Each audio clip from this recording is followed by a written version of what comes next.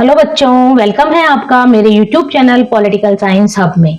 आपको पता है मैं आप लोगों की हेल्प के लिए सीरीज लेके आई हूँ RRBMU political science BA part second exam 21 April. Don't worry, 21 अप्रैल तक आपका पूरा political science BA second year के बच्चों का मैं प्रिपेयर करवाऊंगी बिल्कुल ब्रीफ में और स्कोर करेंगे मैक्सिमम मार्क्स। पिछले टॉपिक्स में हमने काफी सारे क्वेश्चंस कर लिए हैं। आज हम मिले हैं फिर एक नए क्वेश्चन को ब्रीफ में समझने के लिए, ताकि हेल्प हो आपको अपने क्वेश्चंस को सॉल्व करने की और अच्छे से अच्छा स्कोर प्राप्त करने की। तो चलिए बच्चों, पढ़ते हैं अगला क्वेश्चन। देखिए, अगला क्वेश्चन है आपका सम्राट और राजमुकुट। आपने देखा होगा आपके सिलेबस में एक चैप्टर दिया हुआ है monarch and crown of the Britain. ये सेक्शन आपको पता है पूरा ब्रिटेन की राज व्यवस्था को लेकर चलता है। ब्रिटेन की राज व्यवस्था में से जो इंपॉर्टेंट क्वेश्चंस हैं, जो पिछले साल के पेपर्स में रिपीट हुए हैं, जो 4 नंबर के हैं, वो मैं आपको प्रिपेयर करवा रही हूँ। नोट्स आपको मिल जाएंगे मेरे टेलीग्राम चैनल पर, जिसका लिंक नीचे डिस्क्रिप्शन में दिया हुआ है। तो देखिए बच्चों, हमारा टॉपिक है king and crown of the Britain, Britain का सम्राट और राजमुकुट।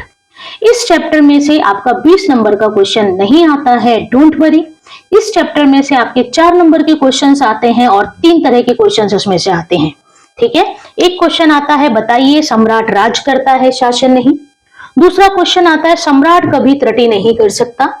और तीसरा क्वेश्चन आता है सम्राट की स्थिति। First question, the king rules but not govern.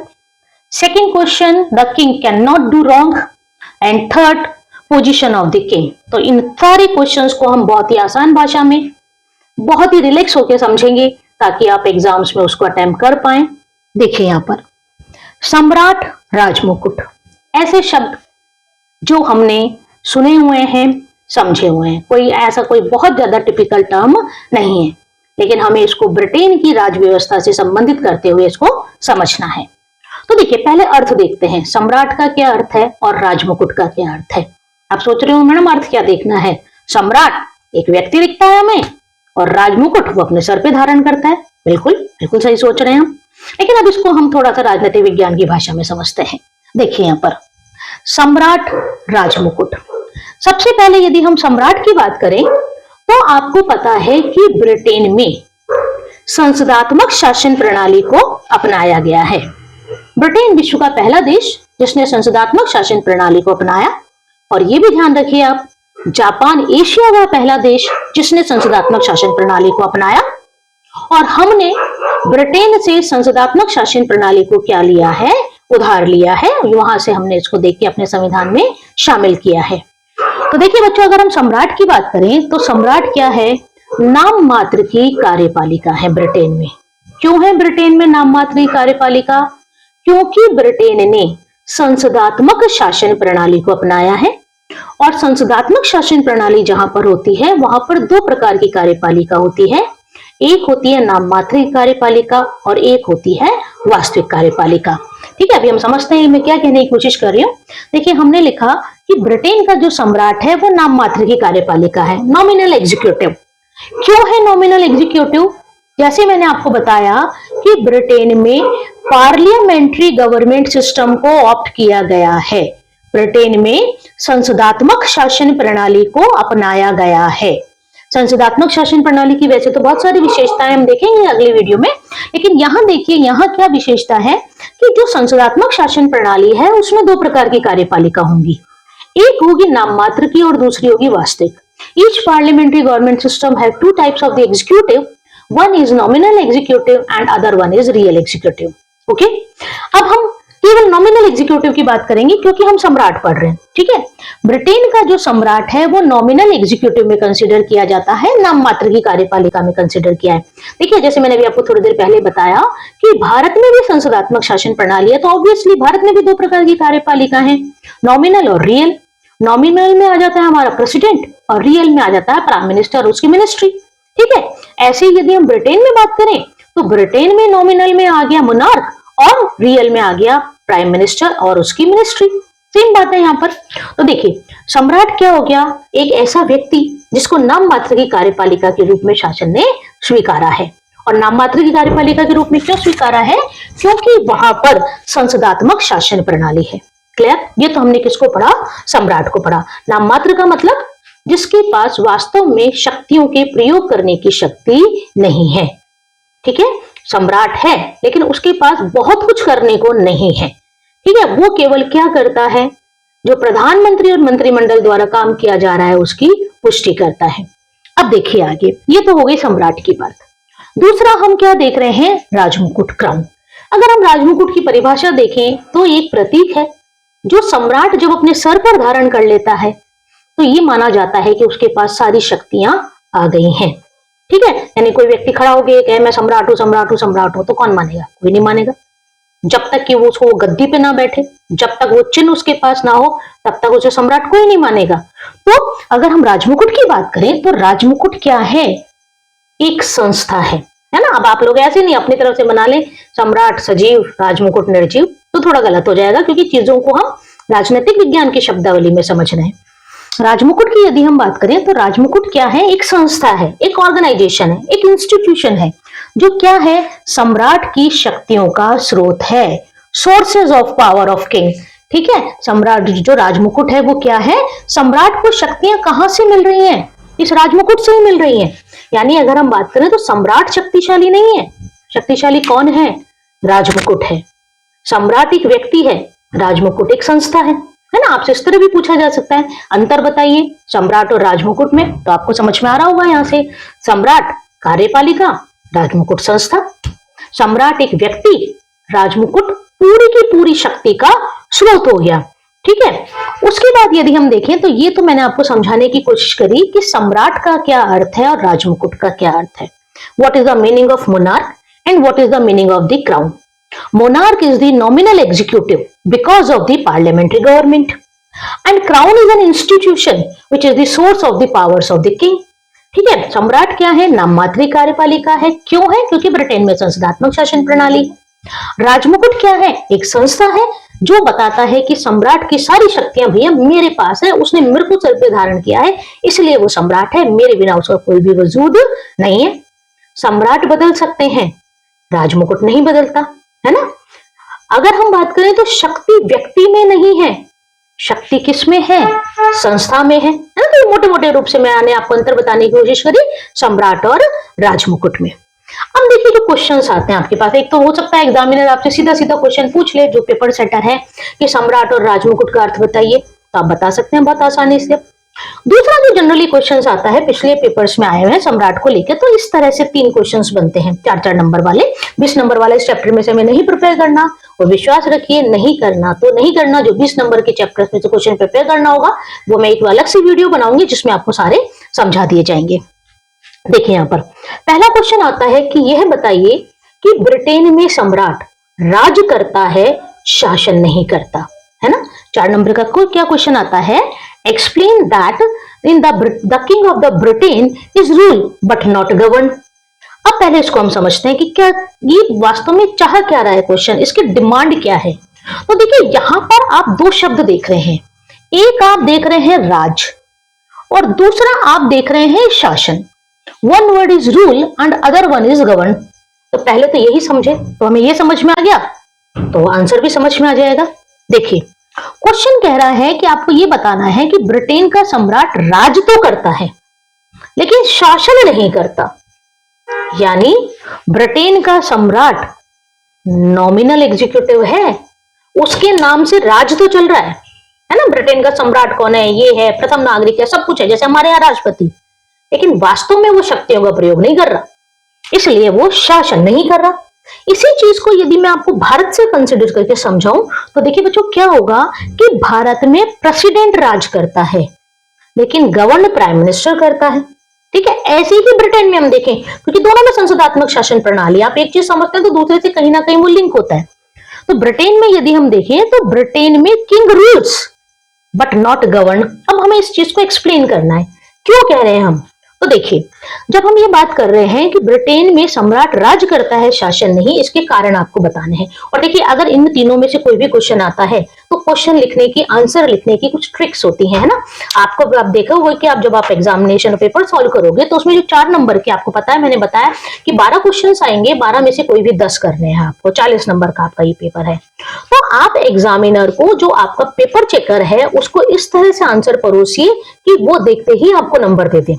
ठीक है, ये ट्रिक्स भी हम बताएंगे आपको आगे। तो देखिए, आप जब भी ये क्वेश्चन आए, सम्राट से रिलेटेड कुछ भी आए, तो ऐसा नहीं जो आया है उसी से शुरू कर दें।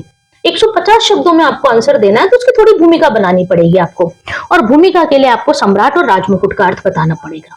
उसके बाद आप अपने आप क्वेश्चन पे आइए। अब हम इस क्वेश्चन पे आते हैं कि हम इस चीज को कैसे क्लैरिफाई करें कि ब्रिटेन में सम्राट राज तो कर रहा है लेकिन शासन नहीं, नाम तो उसका चल रहा है, ठीक है, राजा तो वही है, लेकिन वो वास्तविक शक्तियों का प्रयोग नहीं कर रहा, वो शासन नहीं कर रहा है। तो क्यों नहीं कर रहा? तो देखिए, यहां पर मैंने आपको बताने की कोशिश की है।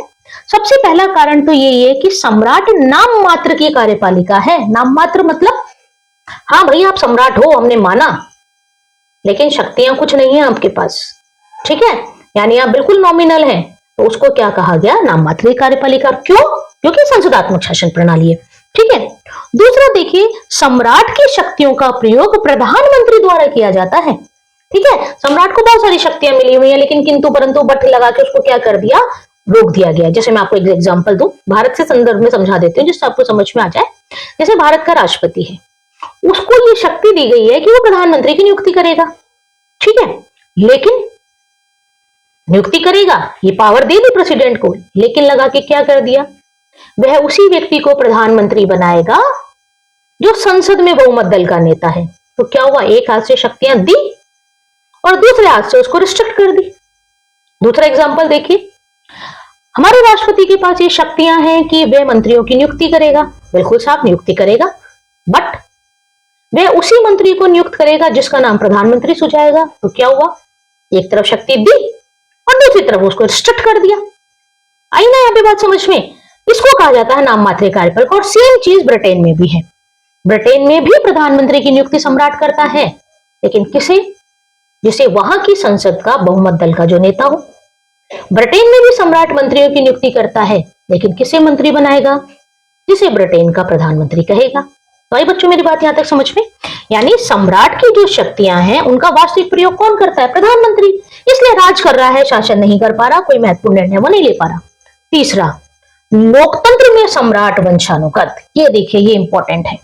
ब्रिटेन में सम्राट राज कर रहा है क्योंकि वो वंशानुगत आधार पर चुना गया है। मैंने पिछली क्लास में आपको बताया था, ब्रिटेन में राजतंत्र है। और राजतंत्र क्या होता है? जहां शासन का प्रमुख निर्वाचित ना होकर वंशानुगत हो, उसे राजतंत्र कहा जाता है, ठीक है। तो आप सोचिए, ब्रिटेन लोकतंत्र है, लेकिन वहां आज भी क्या बना हुआ है? वंशानुगत पद बना हुआ है। इसलिए भी उसको शक्तियां कम दी गई हैं, क्योंकि लोकतंत्र को आगे बढ़ाना है, ठीक है। तो जो पहला ये प्रिपेयर हो गया कि सम्राट राज करता है, शासन नहीं।